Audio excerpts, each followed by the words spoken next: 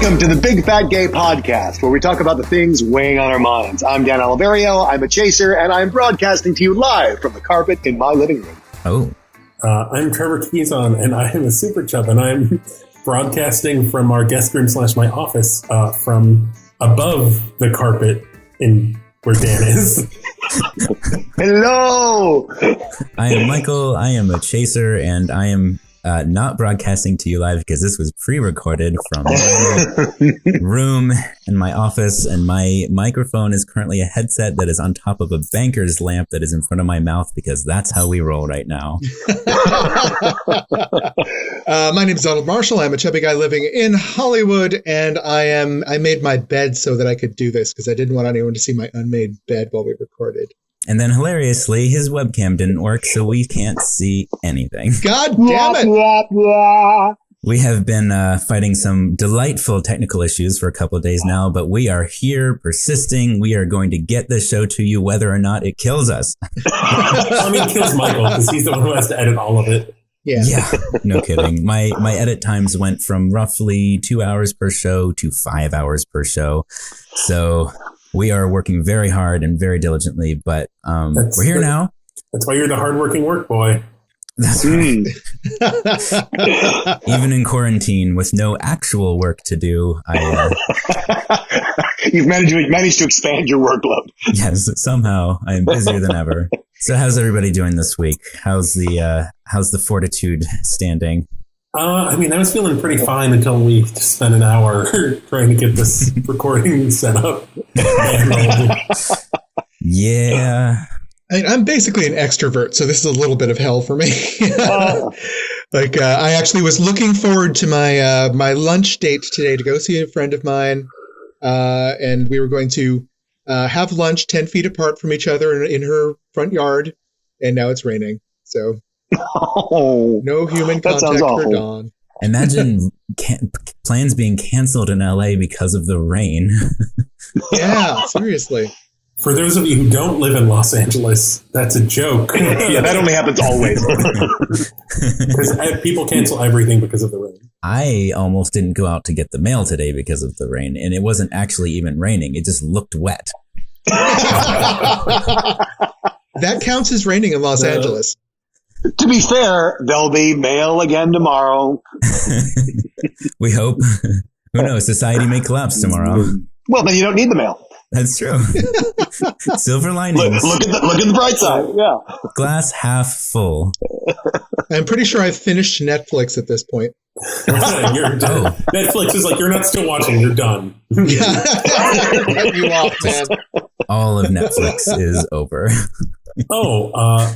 So this is going to be dropping on Wednesday, but today is Monday. And for Muse Monday, I featured Titus Burgess.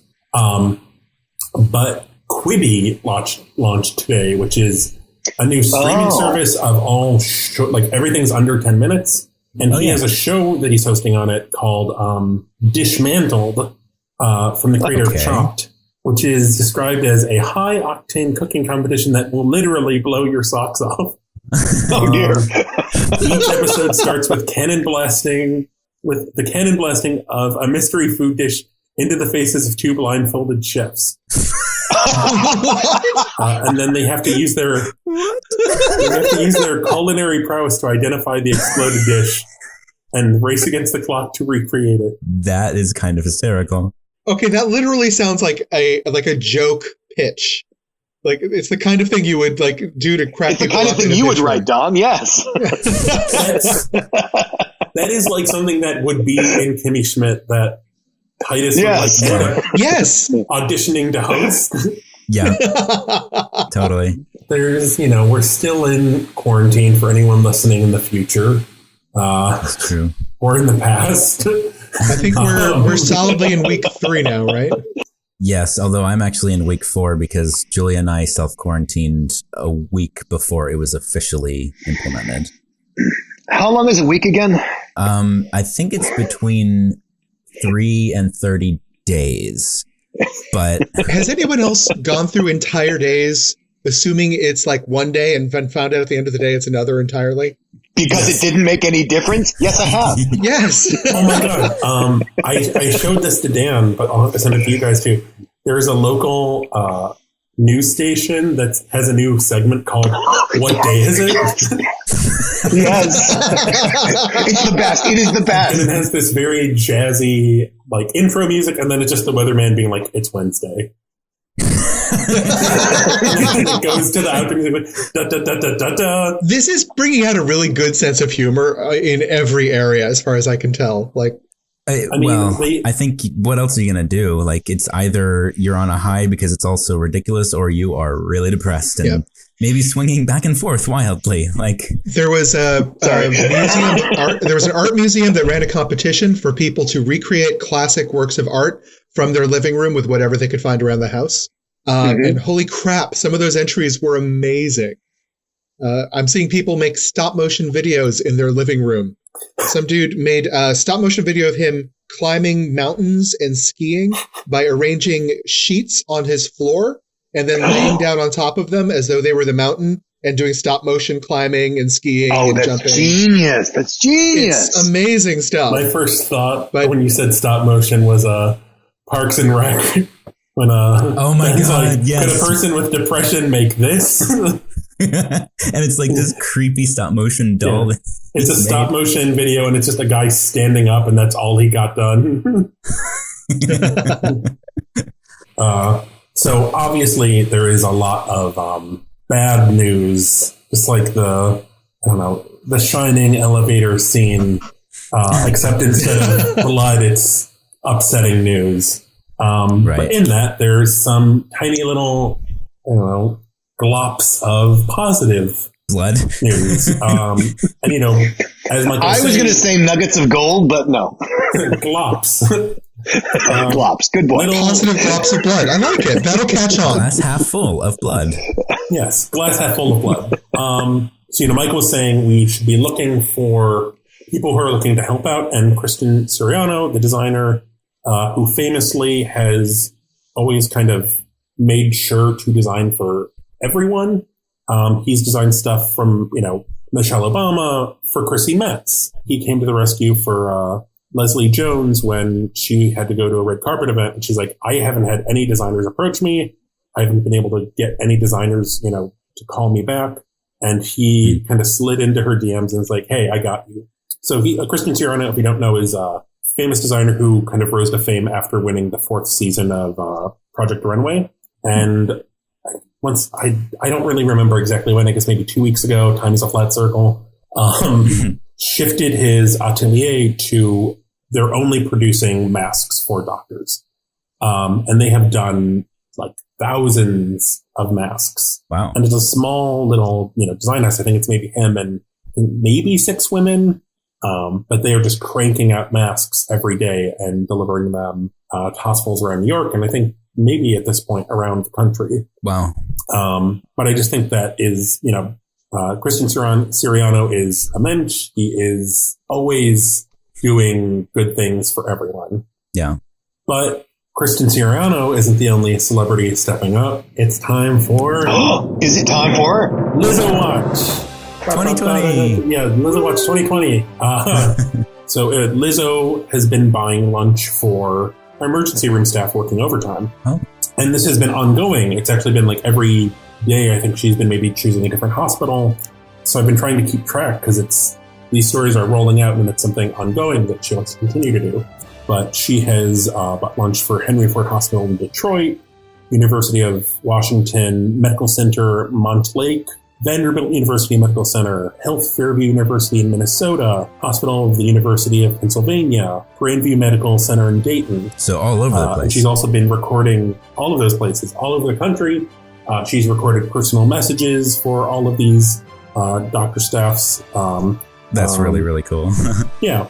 And a thoughtful way to contribute that, she can't give them all, masks and ventilators, but she can do something to make this easier for them. Mm. I hope when all this is done that it's the stories like Kristen Siriano and Lizzo and honestly thousands and thousands of other people across the United States stepping up and trying to fill in for our failing federal government, like producing the stuff we need as best they can. Yeah. Well, and I find it inspirational. Like I I do. I think it's a beautiful moment. Yeah, but I'd agree with that. And I think all over the place too. I mean, I don't know every story that's happening, but I'm a huge soccer fan, and one of my favorite players is Lionel Messi. And he actually a few weeks ago, donated $1 million to a hospital in Barcelona to help them with their costs and their staff. And then also the other players on the Barcelona team, they all took a 70% wage cut, and they also donated part of their salary to help employ all of the staff, like over 1,000 staff at the Barcelona club, so that they could continue to earn 100% wages for all of this. Wow. So like, I think there are a lot of people out there that are stepping up and kind of doing what needs to be done, which is really, like you said, it's inspiring to see, because this is the time. Like, now is the time. If we can't get our shit together now, like, what are we doing? And I think also just in these, I fucking hate this saying this because I've seen it everywhere, and it's kind of like the words "in these trying times." Yeah, they've lost all meaning because when you hear something so many times.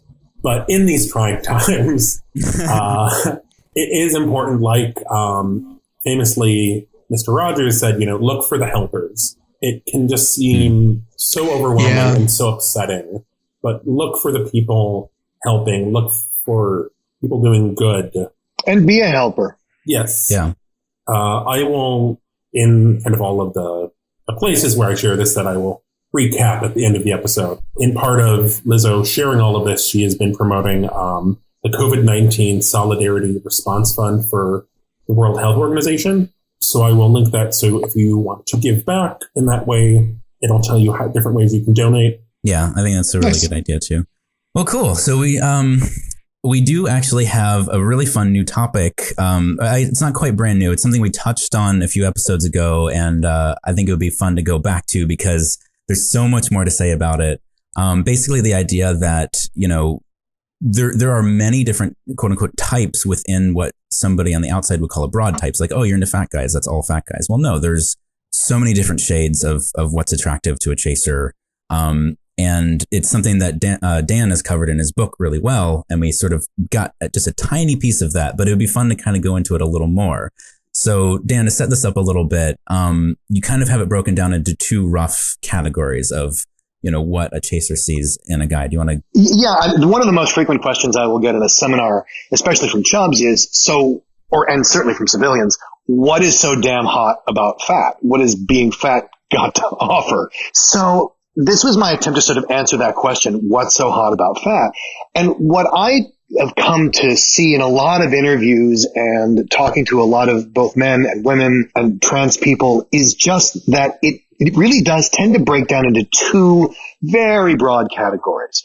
That for a chubby chaser, fat is seen as an expression of beauty, or fat is seen as an expression of sexual power, like masculine power or feminine power. And so you can see this, like if you look out at the bear community, you see the big bellied trucker with the beard and all these emblems of masculinity. But then on the other side, you have these tokens of beauty, like a really curvaceous body, someone that rolls and folds. But you can kind of see how this works in the media too, where someone like John Goodman is seen as this emblem of masculine power because he's fat, and not just because he's fat. And then you get sort of the quirky, chubby guy next door comic character. Fat as beauty tends to get a lot more made fun of and a lot more sidelined romantically than fat as power does in shows like Roseanne or things like that. And so if you think of all the fat men that you've really admired, it will usually tend to go one direction or the other. It is interesting that you talk about it in such a bipolarity, because I agree with you. That's the only way I see representation in mainstream culture is that very broad, bare, usually sort of hairy picture versus the non-hair round chub. And even beyond just the physical characteristics, both of them are presented with specific personality types, like single types of characters for each one, which when you're a big guy looking for representation, it can be kind of strange when you're aware of the fact that you're not either one of those things. Like I'm not either one of the extremes. I'm somewhere in between.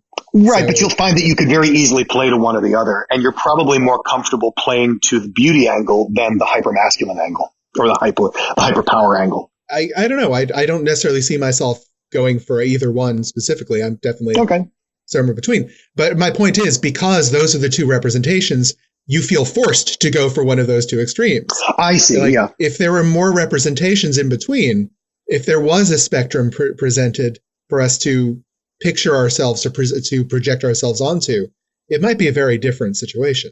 Right. And to be fair, what I am talking about is how chasers see the world, not how chubs show up in the world. Yes. So I think one thing that would be really interesting, not saying that everyone should go out and do this immediately, but just as a sort of social experiment, Don, a friend of ours, actually a mutual friend of Don's and mine, is an actor, and he wasn't booking the roles that he was interested in, and he couldn't figure out why.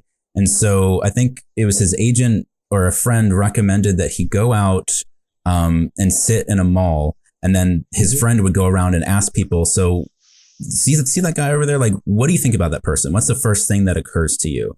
Like, what is your impression of this guy?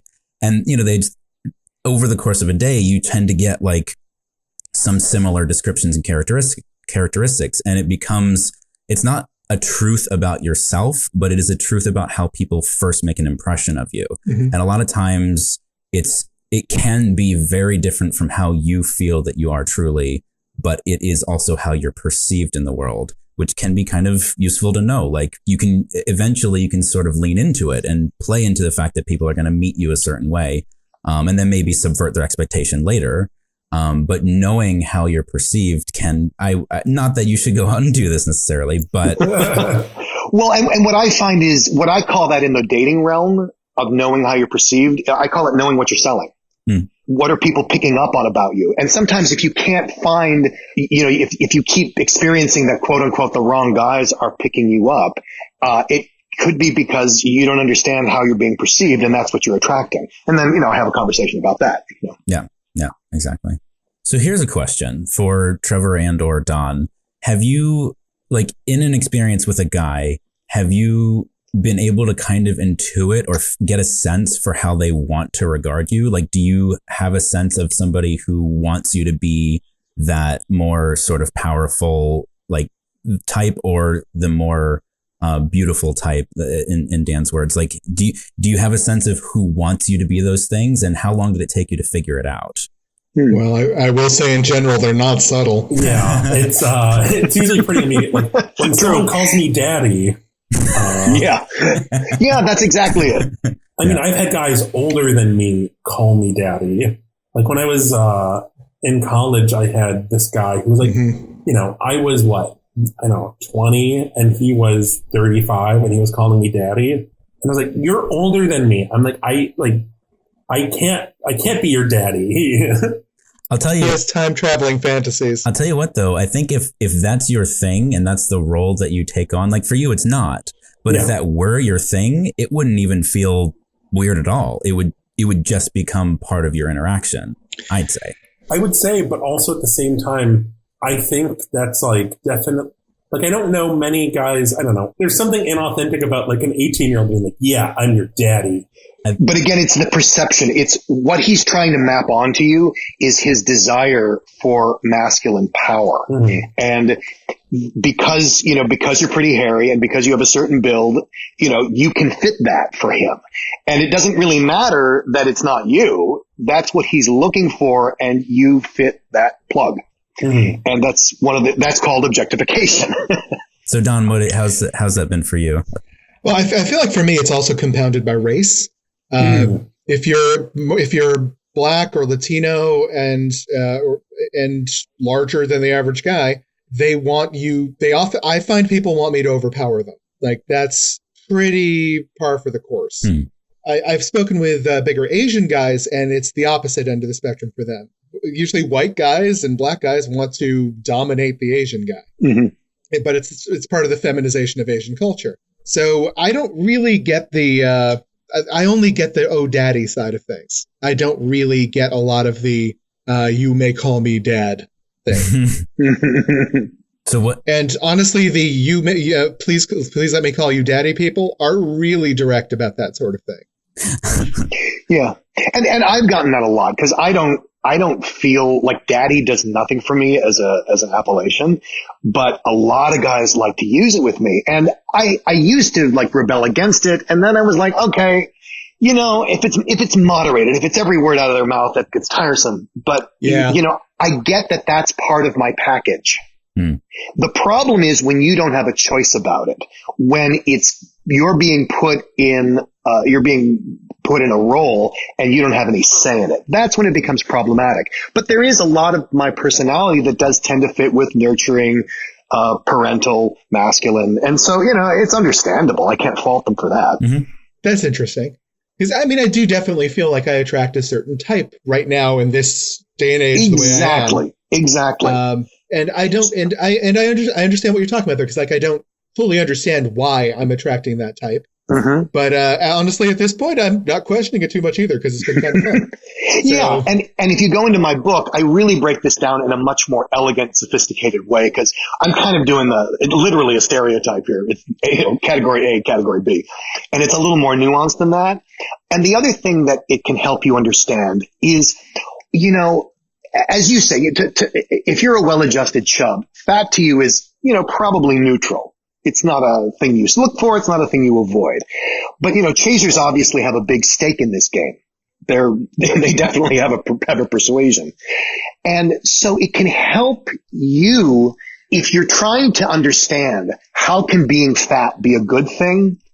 Understanding how chasers value you can help you complete that sentence. What is hot? What is sexy? What is valuable about being fat? And that's what the model is meant to answer. Nice. Don, do you have a bit? I do. Excellent. I brought a new segment for us, I think. Oh. And I'm going to call it Fat in History. We need some news on the March music. So when we do Fat in History, I'm going to pick a famous fat historical figure and give a little new information on them. And since so many of us are looking at our government right now, I figured we'd start off with one of our favorite fat presidents in history, William Howard Taft. Very good, very good. Now, what I'm going to do is I'm going to deliver a couple of because we like trivia questions with multiple choice. So I figured we'd stick with that format for this. So I think the number one thing that brings William Howard Taft to the memory of Americans, and I'm not expecting our international audience to know who this guy is at all, but he was a president around 1909 to 1917, somewhere in there. But he was very famous for being our largest president. And specifically, he is very famous for an interaction with a bathtub. There's actually a children's book about that. Is there really? Yes. Okay. Well, which of the following is true? Taft had multiple bathtubs installed in the White House and several ships. Number 2, he got stuck in a bathtub so tightly that it took 6 men to pull him out. Number 3, one time, when stuck in a bathtub, the Secretary of Agriculture suggested that they butter every inch of him to get him out. Or 4, a pulley and winch system had to be installed in the presidential bathroom in order to remove him from the tub. I think it's 2. Yeah, it's 2. 2? I think they either had to get him out or they had to break the tub to get him out. One of those 2. Okay. Yeah, Michael? 2 is the one that I remember, although it could be 4, but I'm going to go with 2 as well. The true answer is number 1. Taft had multiple bathtubs installed in the White House and several ships. This was, however, a trick question because that is this myth of him getting stuck in a bathtub has never actually been confirmed. It comes from the memoirs of one butler who wrote a memoir of working in the White House, who said simply that Taft got stuck in the tub every once in a while. He would need help getting out of the tub. That's all. But he was an older man in that time period. That's not that shocking. So while he is famous for getting stuck in bathtubs, and apparently the 6 men pulling him out, the Secretary of Agriculture saying they had to butter him, these are big urban myths that have surrounded this man for a very long time. They're actually fat jokes that we've all accepted as true. Exactly. There's actually a great New York Times article that I'm going to send to Trevor afterwards that basically uses Taft as an example of the way that history is trying to sort of rob fat people of their accomplishments by simply making fat eclipse everything. So here's another fun fact. Taft did actually have an actual accident in a bathtub that was picked up by the media. or relating to a bathtub. This was 1. His collection of rubber ducks was stolen by a reporter and distributed to employees of the paper he worked for. 2. He accidentally pardoned several key members of a porcelain price-fixing ring called the Bathtub Trust. 3. He got into a bathtub while a guest at someone's home without realizing he displaced so much water that he doused the floor and failed to notice the water damage when he left. Or 4. He frequently bathed with his favorite pet, a schnauzer named Mary Bell. Oh, God. I really want the last one to be true. I do, too. I think You got 2 votes for Mary Bell. I think it's everyone's favorite the schnauzer. Displaced water. Displaced water? Yeah. All right. The correct answer is, in fact, the displaced water. That is true. Okay. Has Trevor That's always Trevor. trivia question wrong? I think the previous one. First one. Once in 2007, I think. An interesting side note, I didn't make up a porcelain price-fixing ring called the Bathtub Trust. That was actually a price-fixing ring that he broke up during his administration. You mean there was a ring around the bathtub? Oh Wow. boy. Hey, come on. It was right there. Okay. Last one. Question 3. Though today Taft is known primarily for his weight, what other major achievement is a notable part of his biography? 1. He was twice offered a seat on the Supreme Court before he became president. 2. He oversaw construction of the Panama Canal. 3. He was the first governor of the Philippines, becoming well-loved by the people there for reversing U.S. policy of brutal suppression. Or 4. Was the only person to serve as both president and a member of the Supreme Court. Huh. Those all sound pretty convincing. I thought it was the canal, but I could be wrong. Going with the canal?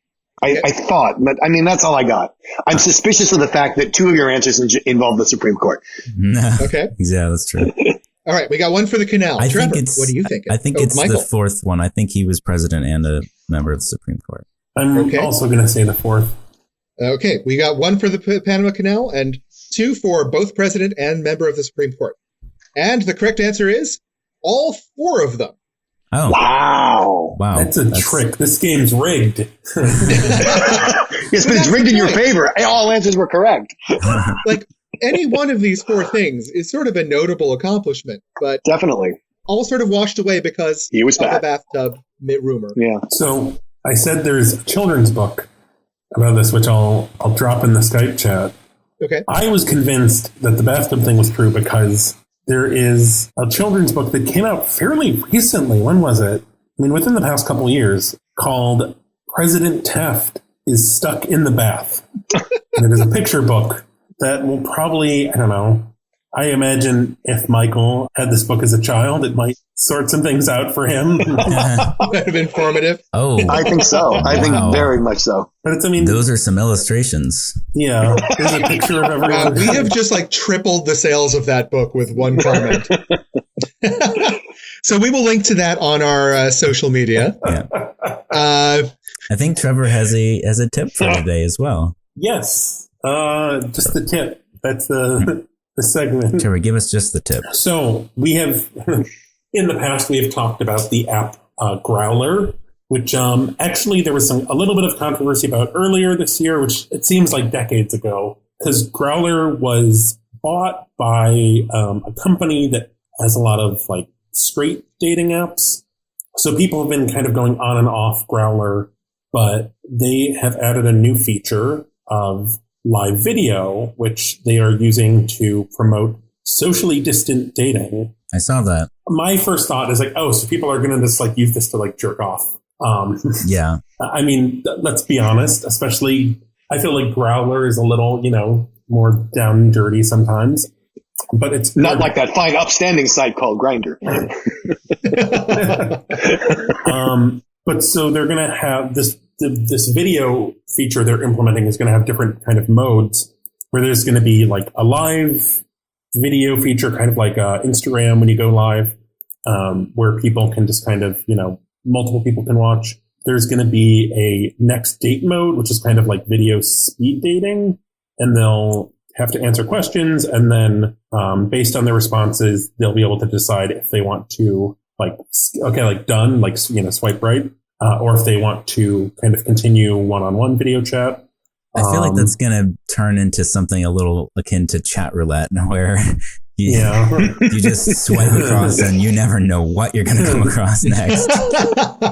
Well, it's really the first stage to getting to the Logan's Run thing when you put yourself on the circuit, and except instead of swiping left or right, they actually show up in your living room. Oh, I think Logan's Run was my very first glimpse of homosexuality in mass culture. Like as a little kid, it was the very first time. Yeah. remind me, because I've only seen the movie once and I only remember bits and pieces. What's the moment? In Logan's Run, he goes back home. He decides he wants to have some sex. So he pulls up basically Tinder for that time period, which is holograms of different people looking for sex. So as he's going through all these women, one dude shows up. He pauses and then keeps going. Like I can't remember if he sort of sneers or if he pauses and then just moves on without comment. But the fact that there was a guy in that feed was like, what the hell? My impression was they weren't holograms. Like they were actually standing there and they can come into your living room and you can just get it on right now. Oh, maybe. It's been a long time since I've seen it. That is. But yeah, blew my little 7-year-old mind. So great tip. If you're stuck at home in quarantine, be sure to check out Growler's new chat roulette. Just know what you're walking into. Just be aware of whole lot of penises, like a room full of hot dogs. Don't go on that with your mom, you know. So thanks for spending a little quality quarantine time with us. Yeah, it's week 3. Because we're not going anywhere. Hey, good news though. The markets opened to a bump today because investors believe that we are starting to hit the peak of we're starting to hit the top of the curve in some countries. And so the hope, I guess, is that it's going to get a little better in different places. I don't think the United States is on that track, but maybe some places are. So, hey, yay for maybe getting a little ahead of the curve. Oh my God. I just looked out my window and I can see downtown so clearly. It is so bizarre. It is so crystal clear. It is bizarre. It is like, what's wrong with baby? That's not downtown. That's Century City. Wrong direction. Well, that makes more sense than downtown. Quickly, before we lose our momentum, Trevor, what is the social media? Okay, so as usual, even though we're in quarantine, we're still on Twitter and Instagram as @BigFatGayPod. We're on Facebook as the Big Fat Gay Podcast, and you can check out all of the lovely things we mentioned on our website at www.bigfatgaypod.com. And why don't, you got nothing to do, you're sitting at home, you should give us a 5-star review on one of those places you listen to podcasts. On iTunes or Stitcher. Yeah. And Facebook is also helpful too. You can make a recommendation. If you're finding the podcast helpful, informative, funny, whatever, it definitely helps us get the word out there, and you could potentially get somebody listening who might just need it right now. And that'd be fun for everybody. And if you're, who are we kidding? You're listening in quarantine. You're not in your car. If you're in your car, you shouldn't be going anywhere. And that's why there's someone behind you. Yeah. And there's someone behind you, and tell them to stay 6 feet away. Yeah, and keep them in the room full of hot dogs on live. And just so you know, it is currently Wednesday.